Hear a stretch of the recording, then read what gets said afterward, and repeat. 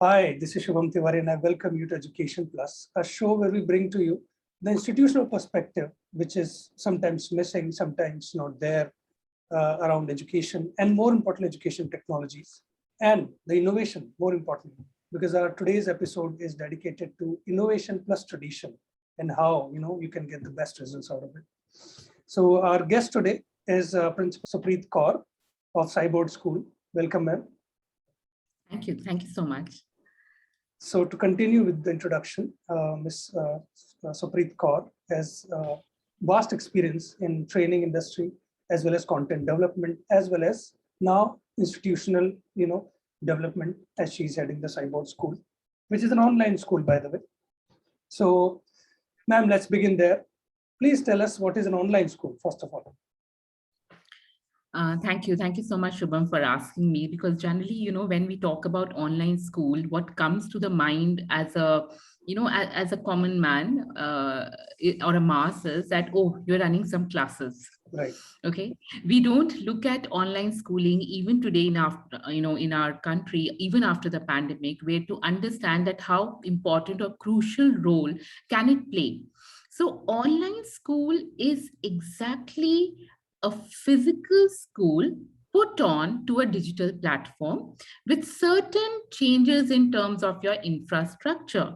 So it can be you don't have a physical building now, whether it is there or not, but you have a learning management system. Yep. So your physical building is now replaced by a learning management system, right? You don't have teachers right into the classroom and you don't have a classroom, but you have a class dashboard. You have live teaching happening with teachers. You might not have the structure in terms of how I'm going to study, what I'm going to study, but you still have your curriculum in place, you still have your books in place. So when we talk about online schooling is nothing else but a platform where we bring a physical schooling into a digital platform, ensuring that what all was happening in an online schooling, in a physical schooling, happens in an online school as well. So when I say that, I mean there has to be a proper timetable, there has to be books, there has to be a curriculum, there has to be live teaching happening in the classrooms, and there has to be co-curricular. That cannot be taken away, right? So this is what I define an online schooling with. And in today's world, when you can power things with AI, you can actually really take your, schooling another level altogether for children. Absolutely. So so for me, that's the whole package. Right. Yeah. So would you say that online schooling is a better version of homeschooling? Would you agree with that statement? Absolutely. I will say what happens in a homeschool, and for a person like me, I always have been in a place where I wanted to explore the new. Yeah. I really don't set up into a conventional setting all the time. Even if I'm in a conventional setting, I will end up doing something new there. Homeschooling is a beautiful idea. It is very prevalent in our country now. It has been prevalent outside always, abroad. Correct. So this homeschooling generally misses one thing, which is hand-holding for parents. Parents struggle for a long time to understand kya padhaएं, kaise padhaएं, what to teach, what kind of curriculum, what kind of exams a child can give, how can I assess whether he's going in the right direction or not. So when you make your homeschooling formalized, when you make your homeschooling structured, it becomes an online schooling. Right. But that doesn't restrict you to the border of homeschooling. I might not be homeschooling my child, but I'm not ready to send him out because he wants to be a big cricketer. Correct. I want to be going into a cricket academy, or I want him to be learning swimming, or I see my child being wonderful at doing robotic. Right. And I can't say that he will spend time in school from 7:30 a.m. in the morning, come back by 3:34, and there's no time left for what he is good at. Then also online schooling actually steps into the life of people. So homeschooling, really structured out, is online schooling. But when you want to learn beyond just the subjects and the academic, that is where the online schooling also come up. Wonderful. So for now, you're following, the let's say the workarounds of a traditional school, but through online mediums. But would you say that going ahead, there will be an on-demand online school, just like over-the-top, services that we indulge in nowadays. Like we can watch a movie, we can pause it, but earlier on TV we couldn't. So would you say that a day will come when school will be on demand, like you will be able to pause your classes and study? So, yeah, so Shubham, what we really need to understand that we have somewhere always been in a place where we have tagged anything new to say that, oh, this is not going to work out. That's Yeah. the first reaction that comes out from anybody for that matter. But let me get back and talk about the media first. Okay, so when we talk about television, or when we talk about the cartoons, or when we talk about the media that's dealt with the child, with children, that part of the media, it is not that everything is inappropriate on it. It is not that everything is not meant for children on it. Children do learn a lot from there as well. If we really look at the children who go and who have a supervised timing on it, I'm not saying you can let your children sit through the television for the day, Yeah. but when the children do have a supervised timing on it, they really pick up very good vocabulary. They pick up good accent. They pick up concepts which, probably a 7-year-old child would not have known, that, True. whales can be terrified by a set of dolphins together. Yeah. Right. So we will have to understand that even today in this country, we do not have the same power of schools, power of excellence of schools everywhere. There's a mix. Yeah. There are some places we have really good schools. There are some places we are still struggling to have good schools. And when I say good schools, good schools don't mean in infrastructure. Correct. It means a kind of education you can give there. It means the kind of teachers can be there. It means a kind of curriculum development, the kind of administration that can be there. So online schooling is here to stay. It will not vanish whether the pandemic goes or not. Yeah. It is not related to, it might have originated from the pandemic, but we have to understand it has taken away the walls, the boundaries. We have reached anywhere in terms of our demographic, location. So Correct. today I don't have, all I need is a Wi-Fi. Yeah. If I have a Wi-Fi and I have a mobile phone, which is a basic Android device, I can have good schooling. Absolutely. So definitely, this is going to stay. This is definitely something which I don't look at all as going away, or shading away. This has impacted, and this will impact loads and loads of life together. So definitely this is going to be here for a long time. Since you spoke about the origins of it being, in the COVID pandemic, so yeah, and specifically, about Cyborg School, can you, tell us about your journey? How did you get into this? And also, how many teachers are there and how many students are there at Cyborg? So, Shubham, I started my career as a teacher, which was like a long time back. Very brief as well, right? Yeah. So I taught, Yeah. and I was a teacher. I started my curriculum as a TGT in English, and then I moved to a PGT. And what always constrained me into schooling was that I was doing the same thing over and over again. And from there, I moved on to various educational institutions and corporates, So I worked with Pearson, I've worked with Exceed, and then I've worked with Educom. So this has been a journey to understand what happens inside a school for teachers, for students, and then how a digital world can actually bring the whole impact to make a schooling better.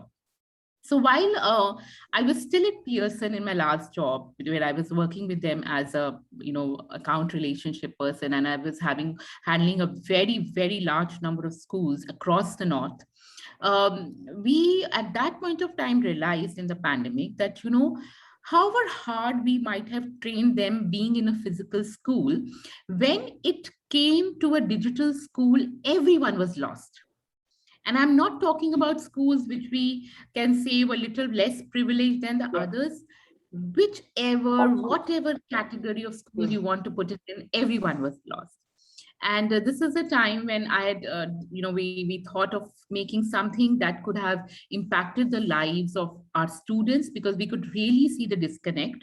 If you look at the reports, you will see that there has been a very sharp fallout, especially in girl education when it came to, to pandemic.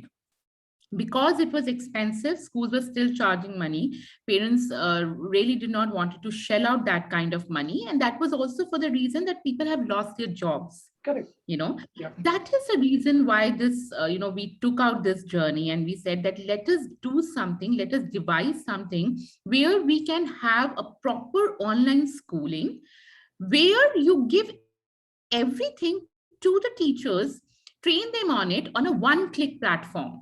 So we started our journey sometime in, I think it was last year, October, that we really started, and we launched our school in April, exactly 1 year from now.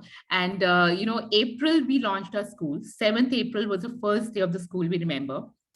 From choosing the teachers, selection of our staff, to the admin, to the back end, to the formation of the learning management system, to the trainings. I think we were three of us, and who had taken this initiative. This was the brainchild of Mr. Rajat Singhal, who is the CEO. And he roped me in and he said, do you want to do this? And I'm a person who's still, who is always looking out for challenges. So I said, let's go ahead with it. And it was a roller coaster ride, because the curriculum that is available in the market is meant for physical schools. Yeah. It is not meant for digital schools. The training manuals which are available in the market are for teacher training that can be done physically. Right? It's not. So even though this has been, grueling 2 years of this pandemic, I don't think so publishers or schools really worked on developing online content.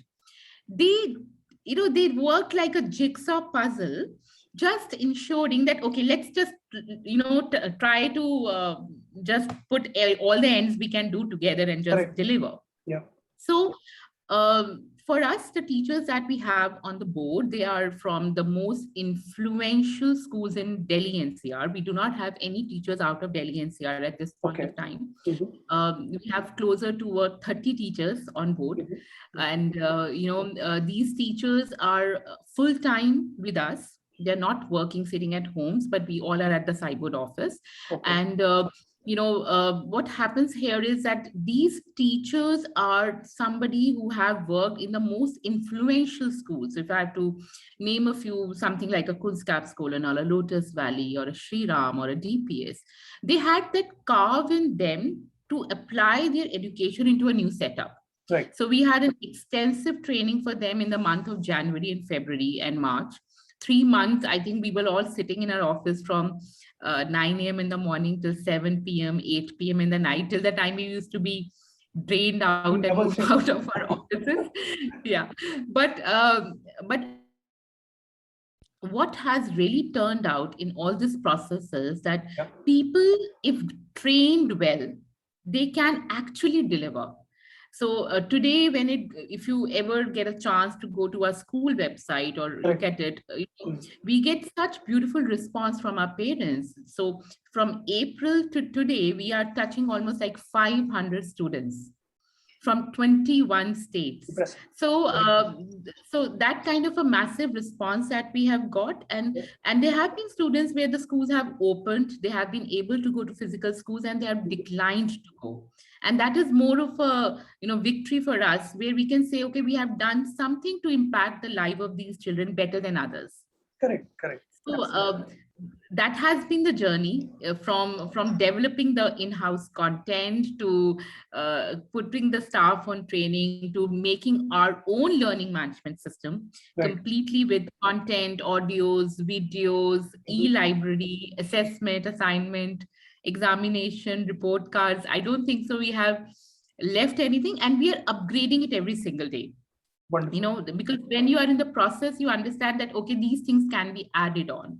So we are relentlessly working on it. And I think the coming year, there are going to be several more additions to what we are doing right now. That's wonderful, ma'am.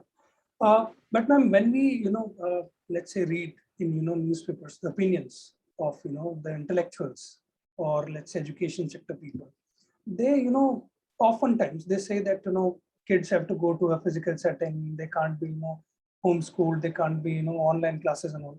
So there is still an apprehension about, online thing. So how would you, find a space there? Because Right now, I don't see many people advocating for this, but of course, your performance speaks for itself. So how do you plan to counter that narrative? So, I am with all of these educationists or, the eminent places and people who think like this, and they're correct. The reason behind is it's not about the children need to go to a physical school. The need for a physical school is not about the curriculum or the teaching. It is about the social confirmation.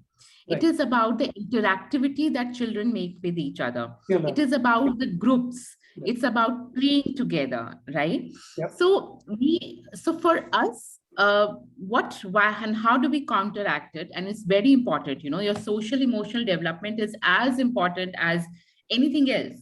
Correct. So how do we counteract it? So first of all, if I ever get the chance to show this, if you look at a timetable for me, where my day is starting for the children at 9 a.m., I do not start my day typically for the children at 7:30 or 8 a.m. I think they are at home. However hard we run away from this, the things have changed at home for all of us. So they start their day at 9 a.m., they end their day at 2 p.m.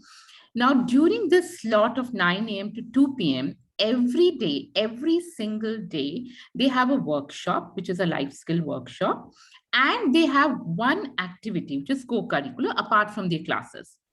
And in between all of this, every time they have a 20-minute break post every class. So I'm able to do only 5 sessions in a day. Okay. Right? So 3 are curricular and 2 are extracurricular sessions every single day. Now, when we go to our extracurricular sessions, and unfortunately, and I think this is something that as academicians, we all need to look up and look within and say, in our schools, we put a timetable and we put nice, fancy names to the periods of what is going to happen. But what really happens in them? When I say there's a workshop happening, what is happening? Are we doing our homework, that is pending? Correct. Are the assessments that are pending? Are we just making groups and giving them one topic and letting them do whatever they want without any kind of reflection, any kind of exit policy, entry policy, using various devices with my children, various educational tools with my children? So when we had to counteract this, I think the first thing very important for us, that how do we bring the social activity into our children's life? So one thing that is a hit with my students, I will say, is theater. Okay. They have theater twice a week for all the grades. Every single grade that we have has theater twice a week. And I think that is the class where everybody turns 10 minutes before their login time. Okay. Because they don't want to miss it. This is the time where they really get out of their roles of being students, interact with each other, make the scripts, come into groups, work together, make their own videos, make their own scripts, make their own enactions. Right. Same point of time, we have workshops. So these workshops are something that happen every single day, wherein they are talking about, different 21st century skills, like in collaborations, your peer pressure handling, all these, but they are doing all of this as a group activity. So these are something which are a planned part of curriculum. It's not that aaj teacher workshop mein jayegi and bole ki chalo let's talk about friendship. No, that's not going to happen. The way our curriculum is designed, the way our teaching plans are designed for every single day, that is also designed for every single day for our teachers. So that is where the interactivity comes in.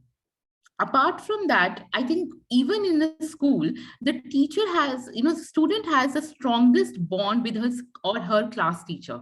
Yeah. We always talk the most to him or her. Yeah. So our first 20 minutes of our schooling is actually a class teacher period that happens in a normal school, in a physical school. This is a time they sing their songs, they show their drawings, anything and everything, it is difficult to switch off that period. It is literally when we give a free hand to the children to express themselves, because in the classrooms, in a digital school, we have to understand in a study class, you will have to create some kind of, pointers, some kind of rules. So only then can you teach in a classroom. Absolutely. Apart from this, one thing that we are very sure that we are going to bring on as soon as this pandemic lifts up Yeah. and the government will go ahead and say, go ahead and you do this now. We are going to have cluster-wise physical programs. Okay. So let me say from Gurgaon or from Delhi or from Faridabad, I have 40 students who are coming to me. Right. So every quarter, we're going to have camps, we're going to have activities which are going to be impactful enough for them to remember what we have done in those 3 to 5 days. Right. So if we really rewind back and we go to our schooling, I think I have had more learnings in my life from the trips that we have done as a student, rather than the classes I have attended sitting there, because they're more memorable and you actually learn life lessons there. True. You do not, I don't remember the debit and credit I learned in my 11th and 12th. Trust me, I do not. But I definitely remember going to Kerala, the train, going on an overnight journey, how to climb up, how to have the fights, sort them on their own, how to fight out your own lonely capacity when your friends have gone away. Right. So these are the places where we actually learn stuff. So we are ensuring that this physical space that is required is also going to be meant out. It is already being done to the capacity we can do right now. But going forward, this is also going to convert into physical camps for sure. That's wonderful, ma'am. So lastly, speaking about you, I mean, you started as a teacher, then you went into corporate and you worked with publishers as well as, other edtech companies. Now you're, firmly in a traditional role. I mean, your school may not be a traditional school, but you are, principal after all. So tell us about, reflect on this journey for us, because this is so unique.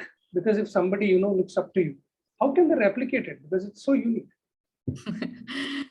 So I think, Shubham, if I really look at it and I give you a very, very truthful opinion about this, teaching as a profession has never been looked up by people as somebody that is, somebody who, so generally people say, acha teaching mein chale jao kyunki easy job hai, right? A woman can do a teaching better because then she can handle her family and her job at the same point of time. So when I'm a master's in English and I used to write a lot and I write a lot even now. So my parents always thought that I'm somebody who is going to work into a marketing or an advertising agency kind of a place. So everybody was shocked when I entered the school premises. And I think for a very long time, my father was devastated, thinking that, oh, she has picked up a career where she might not be able to grow a lot.